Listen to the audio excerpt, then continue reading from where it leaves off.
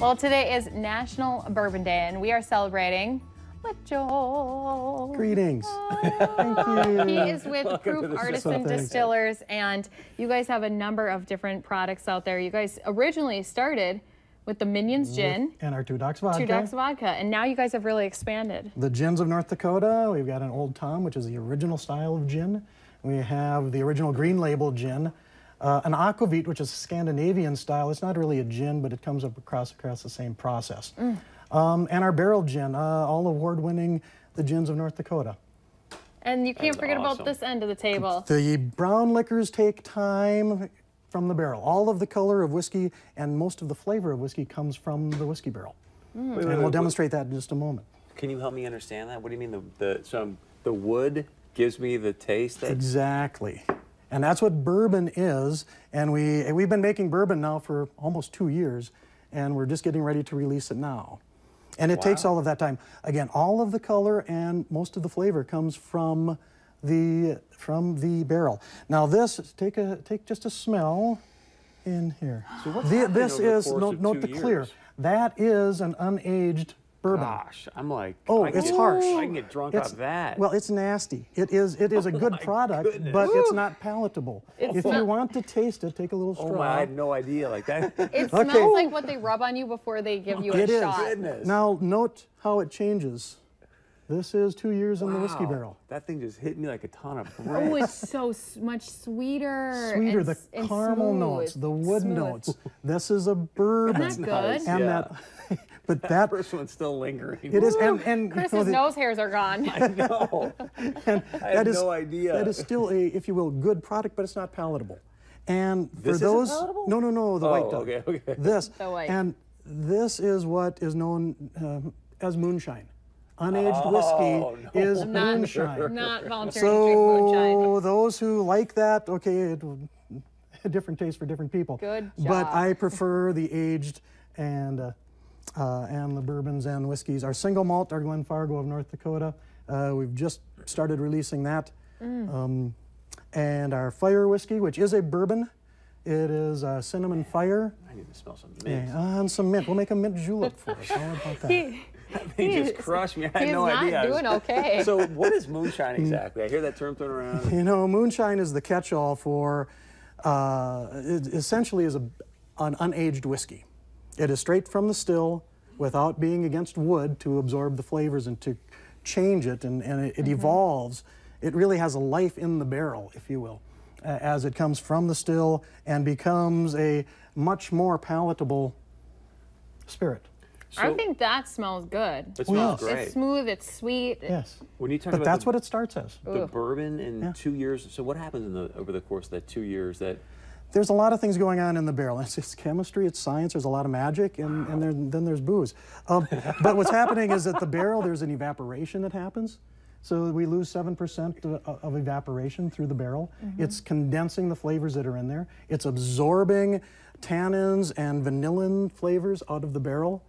And there's a chemical reaction going on in there that is really, it evolves from that to this over time. Amazing. And so then the Crooked Furrow, that's furrow? Crooked Furrow, yes. Furrow, that's what will be released in late August. Yes, just before Labor Day is our. And so let's just kind of talk about, too, where you guys are located real quick. Our tasting room and distillery is downtown Fargo. Yeah. 4th Avenue North, 414 4th Avenue North. I love it because you walk in and you get to see this beautiful old bar that you guys took from another bar up in Grand Forks, Down right? Under bar up in Grand Forks. When that was being demolished, I was able to win that in an auction. 2 days later, the building got knocked down. So the day after the auction, 11 of my closest former friends went up there to retrieve this from the basement because I'm out of town. Anyway, those former friends became known as the Minions. Go send your Minions to go get it. Yes. Hence the gin. Nice. So you're like Dr. Gru from Yes. Despicable Me. But well, instead actually, of no, doing we're trying evil, to. he's making gins. Okay, All right, so what let's are we make a making? mint julep. Let's make a mint julep. Mint julep, and one thing with cocktails is adjust how you like it. It's all about flavor, it's all about taste. If you like it with more bourbon, put more bourbon. If you like it with more sweet, put more simple syrup. A mint julep is simply bourbon, simple syrup, which is 50-50 sugar and water, and mint. And you can do a little squeeze of lime or a lemon to top it off, and some water to water it down to the alcohol content that you like. So first one should spank the mint, because that releases aromas. Is that really what it's called? You spank the mint, yeah. Oh. Because you don't want to crush it, because then it will break up and you'll drink it. Yeah, you don't. And you can, that. again, any way you want it or any way you like it. Do you smell that though when he hit it? How much that kind of... All I smell right now is You're still Get this away from him. Since he can't smell anything else. Oh, excuse me, our bourbon, where did it go? It's here. Over here. I'm gonna start using that term a bunch. I gotta Spank go it. Yes. get ready for my mint julep. All right. Now we got room to make our drinks. Ah, yes. And I cannot pour and talk at the same time. That's okay. I know, it's a Laura, do you weird want me thing or because Larson to pour then? a little bourbon, a little simple syrup. Oh, we're gonna take the top off of that. And this is it when people are talking about the fancy, Yeah. expensive mint juleps. This is what it is. Yes. Well, Is it more expensive than like at horse races and things like that, just because it's better bourbons, or? well, then yes, and but it is simple for home use. And then water. And that's it. I can that make a is mint it. julep at Yeah. home. You can make a Chris. mint julep, and it's all about playing with the ratios. If you want it more sweet, if you want it more sweet, if you want it less sweet, if you want it more bourbon, if you want it more mint, if you want a little lemon. Well, bam. You Can want I a smell straw? this one and Yes, still please. keep my? Thank you. So, Even that's pretty heavy duty for me. really? Yeah. I think I would, I spilt more. I think I would do more mint and more simple syrup, There we just go. because I'm Actually, not it should be garnished with the mint on top. Oh, should it? Yes.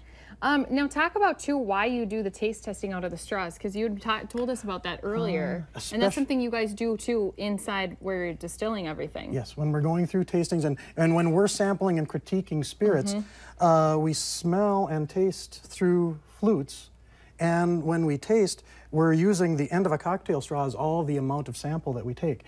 That amount allows you to get the taste without getting burned by the alcohol. You can throw it back however you like, but if you take a tiny sample, that's where you get the flavor and not the burn of the alcohol. It's all science. Now too, when people are coming there, can they take a tour anytime, or how do they get to do that? Yes, line it up during our tasting room hours. We're glad to give tours and offer tours. It's a very unique setting.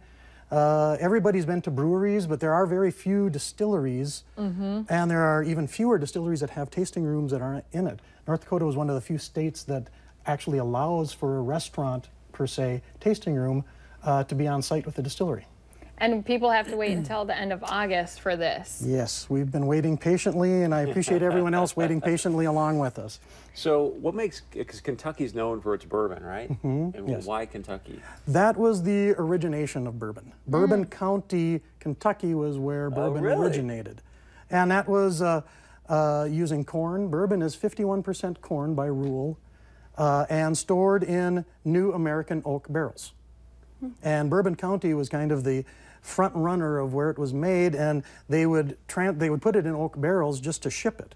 But by the time it went on the river down to New Orleans, it evolved from this out of the Moonshine still to this. Wow. That is just amazing to me. And again, let's remind people where you're located and how they can come and taste your delicious Downtown, 414 4th Avenue North is our distillery, but we are in 400 locations across North Dakota and Minnesota. We're carried by virtually every place that is in the area, in the state. We're just moving now into Minneapolis. Good for you. Wow. Very fun. Congratulations. Thank you. And don't forget, end of August, that's when you can get a taste of this 2-year-old bourbon that they are working on. And go check them out. I love it there. They make really good cocktails. That is so, wow. Thank you very much. All right, stay with us when we come back. The newest technology when it comes to health and beauty right after this.